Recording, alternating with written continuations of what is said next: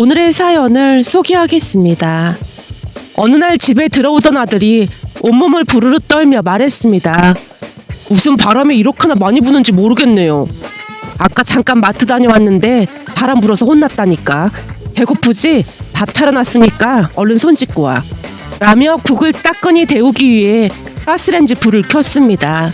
곧 아들이 식탁에 앉았고 둘이 같이 식사를 하고 있었는데요. 초인종 울리는 소리가 들려서 제가 말했어요. 엄마가 가볼 테니까 넌 밥 먹고 있어. 제가 가도 되는데. 종일 공부하다 와서 피곤할 텐데 밥 먹어. 엄마도 일하고 오셨잖아요. 아들 말에 대꾸하지 않고 인터폰을 확인했는데요. 선뜻 누군지 알아보지 못한 채 제가 물었습니다. 누구세요? 여보, 나야. 문 좀 열어봐. 누구시라고요? 여보, 나야 나. 당신 남편. 죄송한데 집을 잘못 찾아오신 것 같습니다. 라며 제가 인터폰을 내려놓으려고 했는데요. 칼칼하다 못해 찢어질 듯한 여자 목소리가 다시 들려왔습니다. 성우애미야, 나다 나. 순간 아들 이름이 들려왔기에 제가 다시 인터폰을 확인하던 차에 여자가 다시 말을 했습니다. 아무리 시간이 지났다고 해도 어쩜 남편도 못 알아볼 수가 있어. 여자가 다그치는 모습에 정신이 번쩍 들었고 제가 둘을 향해 쏘아붙였습니다. 남편은 누가 남편이에요? 이혼한 지가 언젠데. 엄마, 무슨 일이에요? 제 목소리가 주방까지 들렸던 모양으로 아들이 뛰어나와 물었습니다. 순간 밖에서 여자가 마구마구 문을 두드려대며 다시 외쳤습니다. 성우야, 성우 안에 있는 거지? 할미야, 할미랑 아빠 왔다. 그러니까 문 좀 열어봐라. 이게 다 무슨 소리예요? 엄마가 알아서 할 테니까 넌 잠깐만 방에 들어가 있어. 저도 이제 다 컸는데 피할 이유가 없죠. 거진 20년 만에 찾아온 것 같은데 문 열어줘 보세요. 성우야, 엄마가 볼 때는 말이야, 저 사람들이랑 굳이 마주할 필요가 없을 것 같아. 그러니까 그냥 모른 척 하자. 저 사람들이 모른 척 한다고 그냥 있을 사람들이 아니라는 거 엄마가 더 잘 알잖아요. 제가 알아서 할 테니까 저 믿고 문 열어주세요. 예전에는 그냥 당하고만 있었지만 이제는 저도 호락호락 당하고만 있지 않을 거예요. 네가 굳이 그런 꼴을 볼 필요가 뭐가 있어. 괜찮아요. 무슨 일인지 한번 드러나 보자고요. 라며 아들이 성큼성큼 걸어가 현관문을 열었는데요. 아들을 보자마자 전 시어머니가 손을 덥석 잡고 눈물을 흘렸습니다. 네가 성우구나. 우리 손주가 이렇게 장성했구나. 성우야, 아빠야 아빠. 아빠 기억나지? 전 시어머니와 전 남편이 눈물까지 흘리며 집 안으로 뛰어들어왔어요. 그 모습에 아들이 한쪽 입꼬리를 올리며 대꾸했습니다. 낳아놓고 신경도 안 썼는데 제가 두 분을 어떻게 기억하겠어요? 성우야, 그건 네가 오해하고 있는 거야. 그때 우리는 이혼 못한다고 했는데 네 엄마가 아픈 이 아빠를 매몰차게 내쫓아버린 거다. 세상에 네 엄마처럼 독한 사람 없을 거야. 멀쩡한 사람도 아니고 암 걸린 사람을 내쫓는 마누라가 어딨겠냐. 전 남편이 억울하다는 듯이 아들 손을 붙잡았습니다. 순간 전 남편의 말에 예전 일들이 주마등처럼 스쳐 지나갔어요. 이미 이혼을 했지만 글의 흐름을 위해 전 남편이 아닌 남편이란 호칭을 사용하도록 하겠습니다. 그 사건은 어느 날 남편의 학교 선배가 남편에게 일자리를 제안하면서 시작됐어요. 어느 날 저녁 식사를 하던 중 남편이 말을 꺼냈습니다. 여보, 할 말 있는데 말이야. 내 대학 선배 중에 민철 선배라고 있잖아. 지방에서 사업한다던 그 선배 말하는 거야? 맞아. 지방에서 사업해서 성공했다고 저번에도 밥 사줬잖아. 그래, 기억나. 근데 그 선배가 왜? 사실은 저번 달에 그 선배한테 연락이 왔었는데 나보고 일자리 마련해 줄 테니까 같이 일하자고 하더라고. 뭐? 그럼 지방으로 내려가겠다는 말이야? 그렇지. 만약 그 선배랑 일을 하려면 내려가야지. 근데 내가 회사를 안 다니는 것도 아니고 지금 회사 다니고 있는데 그럼 나보고 회사 그만두란 말이야?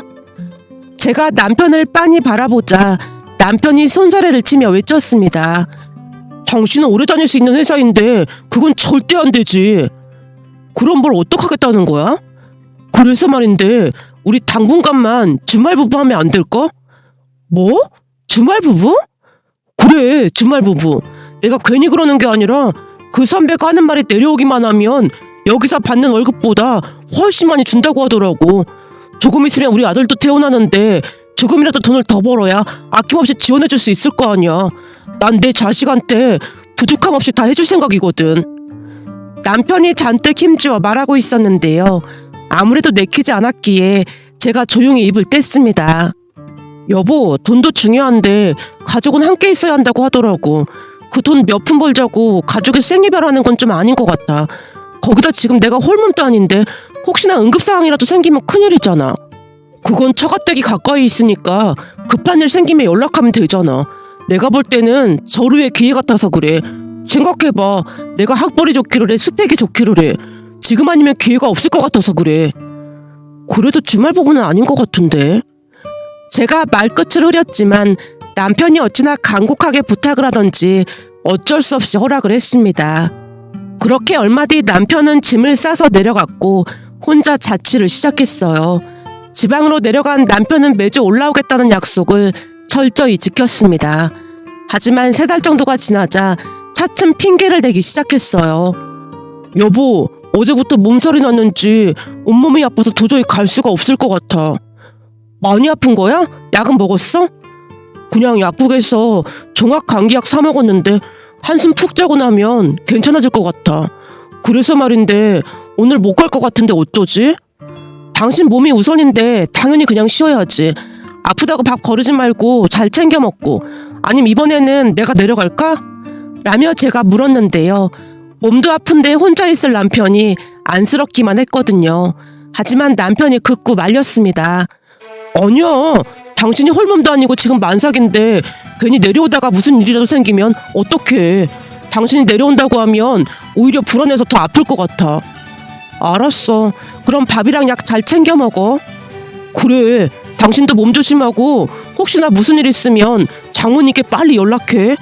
라며 남편이 당부를 하고 전화를 끊었습니다. 그때까지도 저는 우리 사이에 아무런 문제가 없다고 생각했는데요.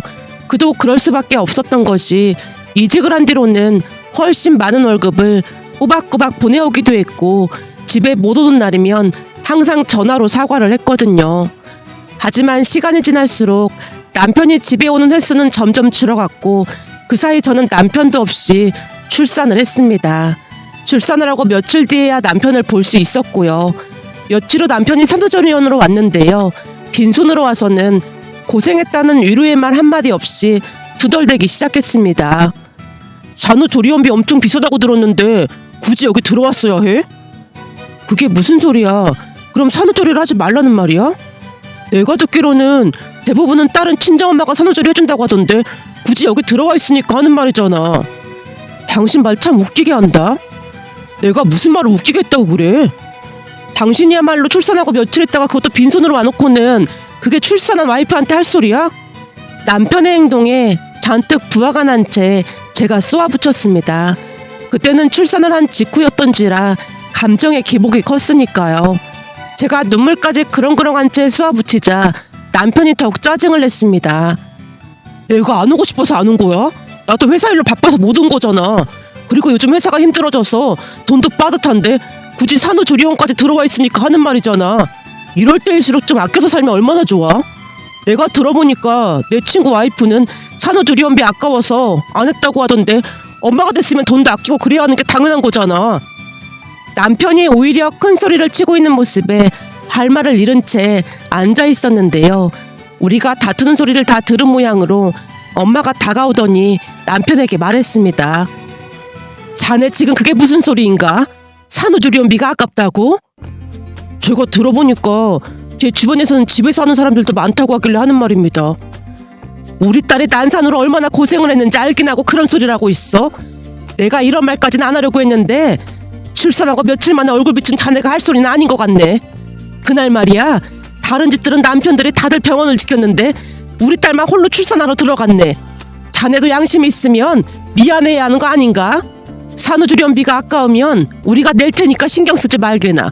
그리고 우리 딸 산후조리 해야 하니까 그만 가보게. 죄송합니다. 주변에서 다들 집에서 했다고 하길래 그만. 우리도 그러려고 했는데 난산으로 고생을 해서 몸을 회복해야 할 것 같아서 어렵게 알아봐서 들어온 거네.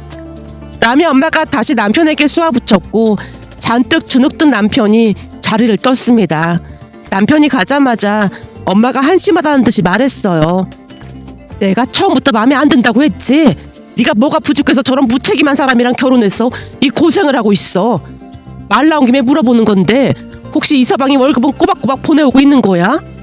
아니, 처음 한동안은 많이 보내는 것 같더니 요즘은 회사가 어려워졌다고 하면서 겨우 70만 원 보내왔더라고. 암튼 마음에 드는 구석이 하나도 없어. 라며 엄마가 긴 한숨을 내쉬는 모습에 제 속도 타들어갔습니다. 그런데 아들이 태어나고 난 뒤부터 남편의 행동은 걷잡을 수가 없었는데요. 주말에도 안 오는 날이 점점 많아졌고 나중에는 한 달에 한 번 올까 말까였습니다. 더욱 기가 막혔던 것은 70만 원씩 보내던 것도 나중에는 50만 원씩 한두 번을 보내더니 그것도 아예 보내오지 않았습니다. 한마디로 그냥 별거를 하고 있다고 해도 과언이 아니었어요. 아들까지 있는 아빠가 어떻게 그럴 수가 있는 것인지 이해할 수 없었지만 나중에는 전화만 해도 윽박지르기 일쑤였기에 저도 그냥 포기했던 것 같습니다. 그때는 이미 회사와 육아로 인해 지칠 대로 지쳐 있었으니까요. 거기다 지금 생각해보면 우울증까지 겹쳤던 게 아닌가 싶었습니다. 그러던 어느 날은 도저히 안 되겠다는 생각이 들었던지 엄마가 말을 꺼냈어요. 이대로는 도저히 안 되겠으니까 이서방 찾아가서 단판을 짓자. 연락도 잘 안 되는 사람인데 어디 있는 줄 알고 찾아가. 전에 말해줬던 회사도 이사했다던데 아마 살던 집도 이사했을걸? 그렇잖아도 내가 뒷조사했으니까 얼른 가보자 그 말이야. 엄마가 그 사람 뒷조사를 했단 말이야? 어디 있는지 알아내는 건 일도 아니구만. 그게 뭐가 힘들다고 그래. 내려가서 어떻게 할 때 단판을 찍고 와야 해. 라며 엄마가 저를 끌고 남편이 있는 곳으로 향했습니다. 그곳에서 거진 1년 만에 남편을 만났는데요. 남편은 생각보다 멀쩡해 보였습니다. 차도 좋은 차를 타고 다녔고 옷도 비싼 옷들로 입고 있었으니까요. 우리를 보자마자 남편이 놀란 채 외쳤습니다. 장모님, 여긴 어떻게 오셨어요? 마치 우리가 못 올 때라도 온 것처럼 말하는구만. 그게 아니라 연락이라도 하고 오셨어야죠. 연락? 자네 말 한 번 잘했네. 자네가 전화를 받았으면 우리가 연락하고 왔겠지. 근데 1년 가까이 연락을 끊어버렸는데 무슨 수로 연락을 하고 찾아오란 말인 건가? 그렇다고 이렇게 무턱대고 찾아오시면 안 되는 거죠. 남편이 짜증스레 대답하고는 우리를 데리고 한 카페로 들어갔는데요. 자리에 앉자마자 엄마가 말을 꺼냈습니다. 이럴 거면 그냥 순수히 이혼해주게. 이혼이요? 지금 이게 이혼한 거랑 다름없는 거 아니겠나? 그러니까 그냥 각자 살 길 찾아가자 그 말이야. 그리고 성우가 자네 아들인데 생활비도 안 보내고 그게 아빠가 할 짓이야? 돈이 있으면 제가 보냈겠죠. 돈이 없으니까 못 보낸 거 아닙니까?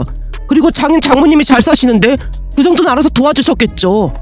내가 다 알아봤는데 아주 노느라고 정신이 쑥 들러 빠졌더구만. 돈이 없어서 못 보냈어. 하루 술값으로 100만 원도 넘게 돈을 쓰면서 돈이 없어. 혹시 제 뒷조사라도 한 겁니까? 그리고 오해가 있으신 것 같은데 그건 일적으로 어쩔 수 없이 그런 것 뿐입니다. 저는 기분 나빠서 더 이상 말 못하겠으니까 그만 가보겠습니다. 갈 때 가더라도 이혼을 해주고 가라고. 엄마가 빽 하고 소리를 쳤고 남편이 머뭇거리더니 말했습니다. 조만간 올라갈 테니까 다시는 찾아오지 마세요. 빨리 안 오면 다시 찾아와서 내가 난장판을 만들어 놓을 테니까 그런 줄 알아. 알았다니까요. 그리고 자네한테 한마디만 더 하자면 지금 자네가 딴 여자랑 살고 있는 거 다 알고 있으니까 순수히 이혼해줘야 할 거야. 라며 엄마가 남편을 노려봤고 제가 놀란 채 엄마를 빤히 바라봤는데요. 남편이 허겁지겁 카페를 나서고 있었습니다. 남편이 나가자마자 제가 물었어요. 뭐야, 저 인간한테 여자도 있었던 거야? 넌 상관할 거 없어. 내가 조사해보니까 술 먹다가 눈이 맞은 모양인데 하는 짓 하고는 아주 수준 떨어진다니까. 그래서 내가 이혼 서두르라고 하는 거야. 되도록 빨리 저 인간이랑 정리하고 새 출발할 생각해. 우리가 돈이 없는 것도 아니고 성우는 우리가 키워줄 테니까. 엄마가 제 눈치를 봤지만 그때쯤 이미 남편에 대한 신뢰가 다 무너졌던지라 그다지 충격도 받지 않았던 것 같습니다. 이미 남편에게 여자가 생겼다는 것을 어렴풋이 감을 잡고 있었으니까요. 그날 올라온 뒤 정신을 차리고 살아야겠다는 다짐을 한 채 정말 열심히 살았습니다. 그렇게 몇 달이 지났지만 남편은 올라오지 않았고 엄마가 남편에게 압박을 가한 모양이었어요. 또다시 한 달이 지난 어느 날 남편이 집으로 찾아왔는데요. 신혼집도 부모님 돈으로 전세를 구했던 거라 바로 빼고 친정에 들어와서 살고 있었고 남편이 친정으로 찾아왔습니다. 그런데 남편 혼자가 아닌 시어머니가 같이 온 게 아니겠어요. 그 모습에 괘씸한 생각이 들 수밖에 없었는데요. 남편에게 연락이 없다고 시어머니한테 몇 번을 연락을 했었지만 시어머니가 짜증만 내기 일쑤였거든요. 두 사람을 보자마자 엄마가 말했어요. 이혼도 엄마가 없으면 못하나 보구만. 길게 말하고 싶지 않으니까 얼른 이혼 서류에 도장이나 찍어. 사돈, 우선 앉아서 얘기 좀 하시죠. 우린 더 이상 할 말 없으니까 이혼 도장 찍고 빨리 끝내자고요. 남의 엄마가 남편에게 이혼 서류를 건네며 찍으라고 했습니다. 양육비는 보내야 하는 거 알고 있지? 거기 확인해보고 얼른 도장 찍게나. 저는 이혼 못합니다. 뭐가 어쩌고 어째? 다른 여자랑 살면서 왜 이혼을 못해? 그래도 우리 손주를 봐서 좋게 좋게 끝내려고 했더니 자네 도저히 안 되겠구만. 엄마가 팔까지 걷어붙인 채 모자를 향해 소리쳤는데 시어머니가 다급한 목소리로 말했습니다. 사돈, 그러지 마시고 제발 우리 말 좀 들어주세요. 더 듣고 말고 할 것도 없습니다. 우리 남편이 이를 갈고 있으니까 우리 남편 오기 전에 가는 게 신상에 좋을 겁니다. 사돈, 사실은 지금 우리 아들이 암에 걸렸습니다. 시어머니가 울상을 지으며 말을 했는데요. 처음에는 그 말이 거짓말이라는 생각을 했기에 엄마가 다시 소리쳤습니다. 내가 알아보니까 멀쩡히 술만 잘 마시고 돌아다니던데 암은 무슨 암입니까? 혹시 딴 생각이 있나 본데 다 필요 없으니까 얼른 이혼 도장이나 찍게. 정말입니다. 저도 며칠 전에 알게 됐는데 위암이라 곧 수술을 해야 한다고 합니다. 그래서 지금 우리 보고 동정이라도 해달라는 건가?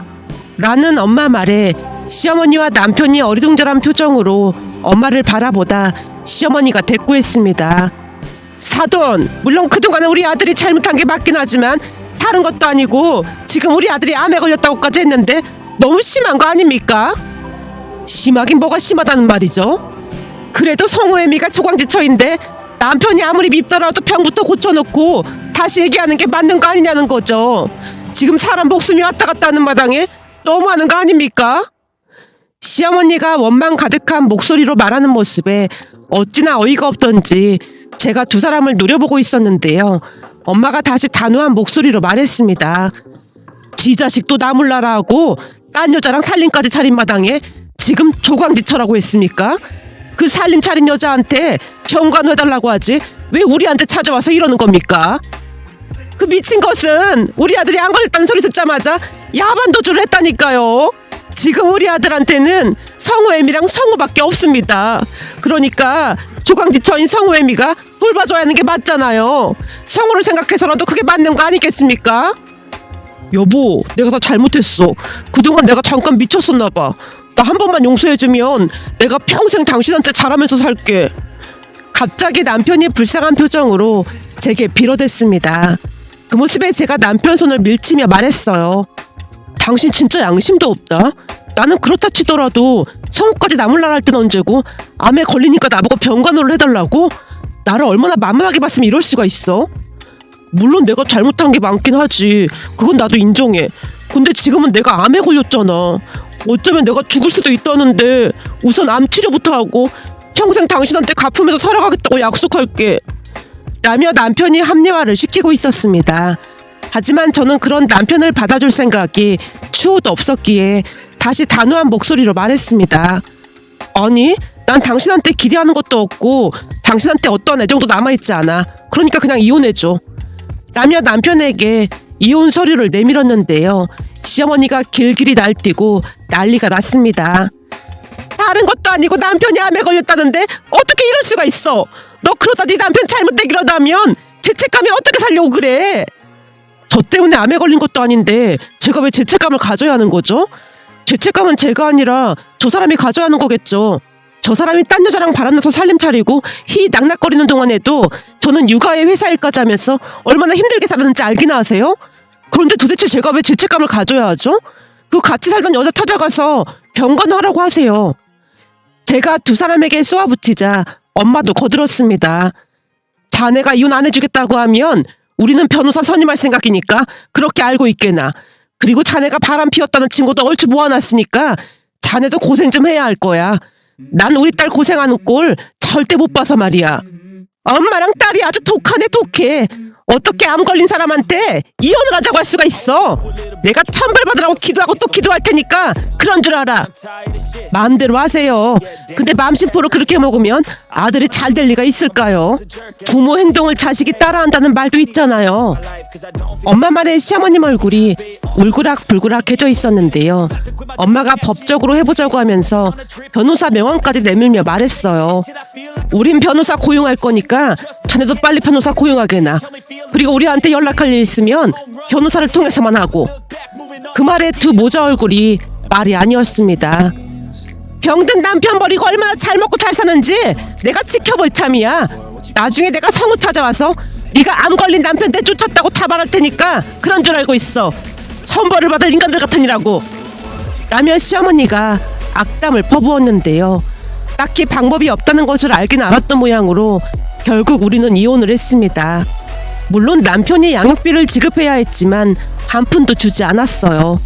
어느 날 엄마가 몇 년 만에 전 남편 이야기를 꺼냈습니다. 암은 완치된 것 같고 이제는 일도 다니는 것 같더구나. 혹시나 네 마음 불편할까봐 말해주는 거야. 그래도 성우 아빠인데 알고는 있어야 하니까. 근데 암 완치 판정 받자마자 또다시 살림을 차렸다고 하던데 그 인간도 참 대단한 인간이야. 내가 쫓아가서 양육비 내놓으라고 난리를 칠까 하다가 꼭 참았어. 됐어. 그래야 나중에 우리 성우한테 들러붙지 않지. 나도 그 인간 돈 받아서 우리 성우 키우고 싶지 않고 말이야. 라며 제가 치를 떨었는데요. 정말이지 두 번 다시 마주하고 싶지 않았으니까요. 그 이후 저는 아들을 키우면서 나름 행복한 시간을 보냈어요. 주변에서 재혼하라는 말도 많았지만 전 남편에게 질릴 대로 질렸던지라 재혼하고 싶은 생각이 추호도 없었습니다. 거기다 괜시레 재혼하게 되면 혹여나 아들이 눈칫밥이라도 먹게 될까 싶은 생각도 들었고요.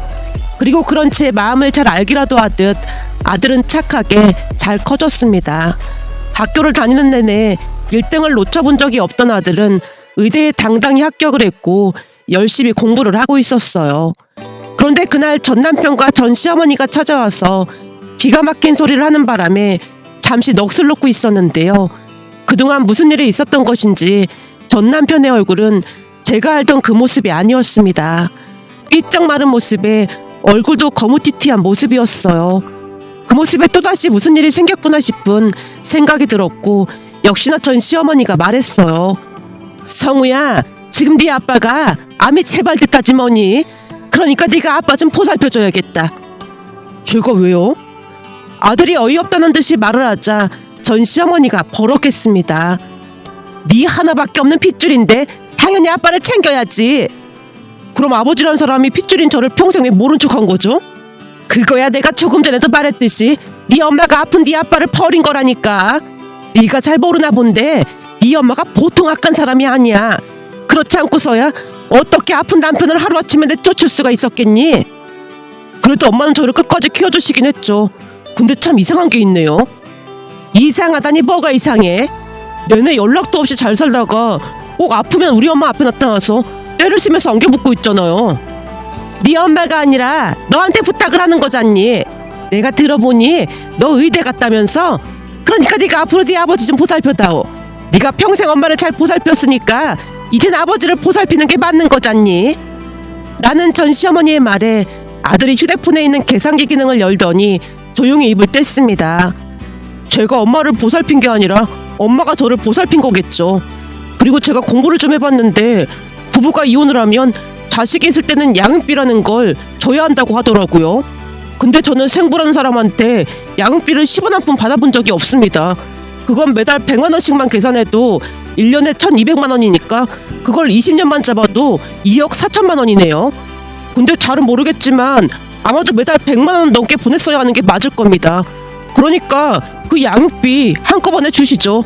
우리 엄마가 저를 키울 때 들어간 돈보다는 훨씬 적은 돈이긴 한데 정확히 계산해보려면 변호사 상담을 받아보던지요. 뭐? 2억 4천을 달라고? 거기에 그동안 밀린 이자는 빼고 제시한 거니까 다행이라고 생각하세요. 그러니까 양육비나 정산해주시고 그런 말을 하시죠. 혹시 제 말이 거짓말 같으면 아는 변호사한테 다시 계산해서 가지고 오라고 해볼까요? 아들이 어찌나 침착한 목소리로 말을 하던지 두 모자의 눈동자가 심하게 흔들리고 있었는데요. 잠시 당황한 채 서 있던 전 시어머니가 소리쳤습니다. 지 엄마랑 같이 살더니만 젊은 놈이 어지간히 대바라졌구만. 아빠가 암이라는데 걱정은 안 하고 돈부터 달라고 하고 앉았어. 평생 얼굴 한번 본 적 없는 사람이 아빠라고 나타났는데 제가 걱정할 건덕지가 뭐가 있겠어요? 그럼 알아서 치료 잘 받으시고 양육비도 좀 보내주세요. 그리고 한 번만 더 이렇게 찾아와서 난동 부리면 그냥 경찰에 신고해버릴 테니까 그런 줄 아시고요. 저는 우리 엄마처럼 좋게 넘기는 성격이 아니라서 절대 그냥 넘어가지 않을 겁니다. 참 어이가 없지만 생고 핏줄을 닮은 건지 저도 피도 눈물도 없는 사람이거든요. 근데 평생토록 자식을 나몰라라는 사람보다는 낫지 않을까 싶네요. 남의 아들이 그들을 노려봤고 두 모자가 씩씩거리며 돌아갔습니다. 그 뒤 전 남편은 다시 수술을 하고 치료를 받고 있다고 들었는데요. 며칠 전 TV를 보다가 바람나서 집 나간 남편이 아들에게 간을 이식해달라고 했다는 드라마를 보면서 전 남편과 전 시모가 떠올랐습니다. 때로는 현실이 드라마보다 더 참혹하다는 말이 다시금 생각났으니까요. 전 시모가 제게 안 걸린 남편을 버린 악독한 사람이라고 손가락질을 하고 다닌다는데 과연 제가 악독한 것일까요? 아니면 전 남편이 악독한 것일까요? 여러분의 생각은 어떠신지 많은 댓글 부탁드리겠습니다.